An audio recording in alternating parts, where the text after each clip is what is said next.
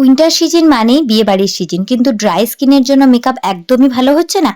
আর কোনো চিন্তা নেই, আজকে চলে এসেছি অনেক টিপস আর ট্রিক্স নিয়ে, যেগুলো ফলো করলে তোমাদের মেকআপ হবে গ্লোই ডুই এবং সুপার স্মুথ। আর আজকে ভিডিওতে থাকছে প্রচুর টিপস, তাই মেকআপটি শেষ পর্যন্ত অবশ্যই দেখো। আর হ্যাঁ, এই পুরো ভিডিওটাতে আমি যতগুলো প্রোডাক্ট ইউজ করেছি সবটাই 500 থেকে 600 টাকার মধ্যে, আর সব প্রোডাক্ট তোমরা পেয়ে যাবে নাইকাতে। তো দেরি কিসের, চলো ভিডিওটা চটপট শুরু করা যাক। প্রথমেই আমি আমার মডেলকে বসিয়ে নিয়েছিলাম। মডেলের স্কিন টোন আজকে ছিল ফেয়ার টু মিডিয়ামের মধ্যে, আর মডেলের স্কিন তো ড্রাই থাকবে, উইন্টার মানেই ড্রাই স্কিন। এখানে আমি ভালোভাবে আগে ফেসটাকে ক্লিন করে নিচ্ছি। ও আগে ফেস ওয়াশ দিয়ে ক্লিন করেছিল, দেন আমি আর একবার ওয়েট ওয়াইপস দিয়ে ক্লিন করে নিচ্ছি। ওয়েট ওয়াইপসটা তোমাদেরকে দেখানো হয়নি, এখানে আমি একটা হাইড্রেটিং ওয়েট ওয়াইপস ইউজ করেছি, যেটা মার্সের। এইরকম হাইড্রেটিং ওয়েট ওয়াইপস ইউজ করলে কি হবে, আমাদের ফেসটা একটু বেশি হাইড্রেট থাকবে। এবার আমি টোনার ইউজ করে নিয়েছি, যেটা ছিল অ্যারোমা ম্যাজিকের অ্যারোমেটিক টোনার। আর দেখো আমি এখানে মডেলের যে সমস্ত হেয়ারগুলো ছিল আনইভেন হেয়ার, ওগুলোকে ক্লিন করে নিচ্ছি। উইন্টার হোক বা সামার, এই সমস্ত আনইভেন ফেসিয়াল হেয়ার রিমুভ করা কিন্তু খুবই জরুরি। তাতে আমাদের মেকআপের বেসটা স্মুথ যেমন হবে, মেকআপটা অনেক লং লাস্টিং হবে এবং মেকআপটা ওই জায়গা থেকে উঠে যাবে না বা ফেটে যাবে না। এই ট্রিক্সটা তোমরা অবশ্যই ফলো করে দেখতে পারো। এবার টোনিং এর পরে ময়শ্চারাইজার ইউজ করছি। এই ময়শ্চারাইজারটার সাথে তো তোমরা সকলেই পরিচিত, পন্ডসের সুপার লাইট জেল। সামার হোক বা উইন্টার, আমাদের স্কিনের জলের প্রয়োজন কিন্তু সব সিজনেই থাকে। আর উইন্টারে যেহেতু বেশি ড্রাই হয়ে যায়, তাই ওয়াটার বেস ময়শ্চারাইজারটা কিন্তু কখনোই স্কিপ করবে না। অতি অবশ্যই ভালোভাবে ওয়াটার বেস ময়শ্চারাইজারটাকে ফেসের মধ্যে লাগিয়ে নেবে, তাহলে ফেসটা একদম প্লাফি প্লাফি হয়ে যাবে। এরপরে আমি একটা ক্রিম বেস ময়শ্চারাইজার ইউজ করছি। ময়শ্চারাইজারটা স্ক্রিনে দেখানো হয়নি, তবে এটাও ছিল পন্ডসের একটা লাইট ময়শ্চারাইজার। এই ক্রিম বেস ময়শ্চারাইজারটা ইউজ করলে কি হবে, যেহেতু উইন্টার সেহেতু ড্রাই যে ময়শ্চারাইজারটা দরকার, ওই ড্রাই ভাবটাকে কন্ট্রোল করার জন্য এই ময়শ্চারাইজারটা তোমাদেরকে ভীষণই হেল্প করবে।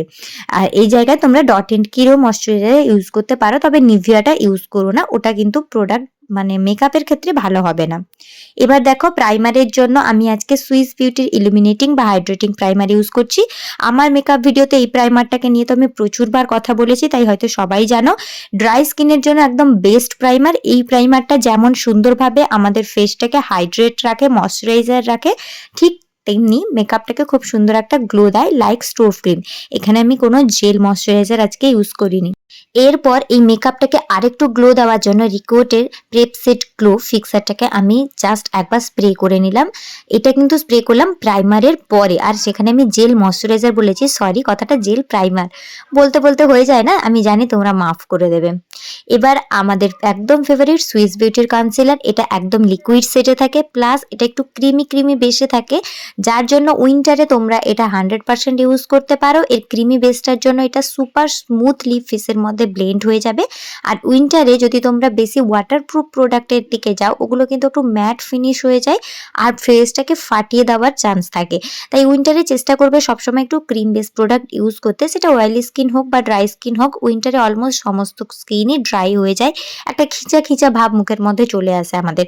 তাই কিন্তু উইন্টারে যদি আমরা ক্রিম প্রোডাক্টটা ইউজ করি, সেক্ষেত্রে কিন্তু আমাদের মুখের মধ্যে যে ময়শ্চার ভাবটা কমে যায়, ওটাকে সুন্দরভাবে ব্যালেন্স করতে থাকে, আর মেকআপটা অনেকক্ষণই লং লাস্টিং হয়। তো দেখো আমি ভালোভাবে কনসিলারটা চারিদিকে ব্লেন্ড করে নিচ্ছি।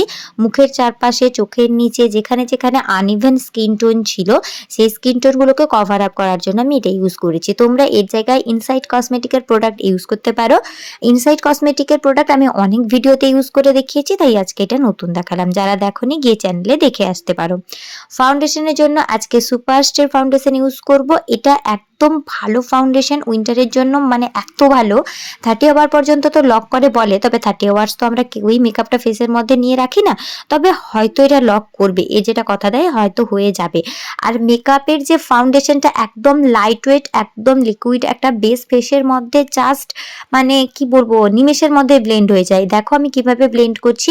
আজকে কিন্তু আমি ডাইরেক্ট প্রোডাক্টটাকে ফেসে লাগিয়ে দেইনি, এটা একটা টিপস তোমরা মনে রাখো। কারণ হচ্ছে তোমরা যদি ডাইরেক্ট প্রোডাক্টটাকে মুখের মধ্যে লাগিয়ে দাও, যেহেতু ড্রাই থাকে স্কিন, ওই জায়গাটাতে আরও বেশি ড্রাই হয়ে যেতে পারে আর মেকআপের প্রোডাক্টটা ওখানে একটু স্টিকি ভাব হতে পারে, যাতে ব্লেন্ডিংয়ে প্রবলেম হয়। তাই আমরা হাতের মধ্যে পাম্প করে ফাউন্ডেশনটাকে নেব অ্যান্ড জাস্ট ব্লেন্ডারের মাধ্যমে একটু একটু করে তুলবো আর ফেসের মধ্যে ব্লেন্ড করব। চেষ্টা করবে ফাউন্ডেশনের লেয়ারটা খুবই পাতলা রাখার, হালকা রাখার। যত পাতলা লেয়ার রাখবে ফেটে যাওয়ার সম্ভাবনাটা ততই কম থাকবে। অতিরিক্ত মোটা লেয়ার করলে কিন্তু ওখানে ফেটে যাওয়ার পসিবিলিটিটাও বেড়ে যায়। মেকআপ করার সময় নিজেদের কান এবং গলা কখনোই বাদ দেওয়া যাবে না, তাহলে মুখের অন্য একটা কালার এবং গলা এবং কানের আলাদা একটা কালারের জন্য তোমাদের মেকআপটা খুবই বাজে দেখতে লাগবে। এই টিপসটা তো প্রত্যেকবারই দিয়ে থাকি, তোমরা অবশ্যই এটা ফলো করো। তো ফাউন্ডেশন কমপ্লিট হয়ে যাওয়ার পরে আমরা করে নিব হাইলাইটিংয়ের জন্য আমি এখানে ইনসাইড কসমেটিকের কনসিলার ইউজ করছি। এটা যদিও একটু সুপার স্ট্রং কনসিলার, বাট এই কনসিলারটাকে তোমরা উইন্টারেও ইউজ করতে পারো, কারণ আমরা অলমোস্ট এতটাই ময়শ্চারাইজিং ফেসে ইউজ করেছি, ফেসটাকে প্রেপ ভালোভাবে করেছি, তাই কিন্তু আমাদের মেকআপটা খুব সুন্দরভাবে ক্রিমের মতো ব্লেন্ড হয়ে যাচ্ছে। দেখো খুব সুন্দরভাবে প্রত্যেকটা প্রোডাক্ট নিমেষের মধ্যেই তোমাদের চোখের সামনে ব্লেন্ড হয়ে যাচ্ছে। এই ভিডিওটাকে আমি একদমই স্পিড আপ করিনি, একদম ন্যাচারালি রেখেছি, আনকাট একটা ভিডিও, যেখানে তোমরা বুঝতে পারবে যে ক্রিমের মতো প্রোডাক্টগুলো সুন্দরভাবে ব্লেন্ড হয়ে যাচ্ছে। তোমরা তো জানোই কোন কোন জায়গা আমাদের হাইলাইটিং করতে হয়, তাই আমি আর এক্সট্রা করে কিছুই বলবো না। তবে তোমরা যদি মানে উইন্টার হোক বা সামার, স্কিনের প্রিপারেশন যদি তোমরা সঠিকভাবে করো, তাহলে আমি বলবো তোমাদের মেকআপ নিয়ে কোনো টেনশন হওয়ার কথা নয়। স্কিনটাকে ঠিকঠাকভাবে প্রিপেয়ার করে নিলেই তোমাদের মেকআপটা অলমোস্ট ভালো হবে। আর মেকআপ ভালো হলে তো লং লাস্টিং হবেই, সেটা নিয়ে কোনো কথাই হয় না। সো তোমাদের সাথে কথা বলতে বলতেই আমি কনসিলারটাকে খুব সুন্দরভাবে এখানে ব্লেন্ড করে নিয়েছি। প্রথমে লোয়ার আইলিডে ব্লেন্ড করে নিচ্ছি, মানে চোখের নিচের জায়গাটা যেখানে, ওখানে ব্লেন্ড করে নিচ্ছি। এবার মুখটাকে এইভাবে টানতে বলবে, দেন ব্লেন্ড করবে, তাহলে এখানে যাদের মানে মেকআপ ফেটে উঠে আসার চান্স হয়, ওই চান্সটা আর থাকবে না। সুন্দরভাবে আমার মেকআপটা ব্লেন্ড করা কমপ্লিট হয়ে গেছে। এবার এটাকে সেট করব। যেহেতু উইন্টার, এখানে তোমাদেরকে একটা টিপস ভালোভাবে শেয়ার করি, তোমরা কিন্তু এখানে লুজ পাউডারটা খুব বেশি ইউজ করবে না, কারণ আমরা মেকআপ আর্টিস্টরা কিন্তু বেশিরভাগ সময় ওয়াটারপ্রুফ লুজ পাউডারগুলো ইউজ করি। আর উইন্টারে যদি তোমরা একদম স্ট্রং একটা লুজ পাউডার বেসের মধ্যে দিয়ে দাও, তাহলে কিন্তু মেকআপটাকে ফাটিয়ে দেওয়ার বা বেশি ড্রাই করে দেওয়ার চান্স থাকে।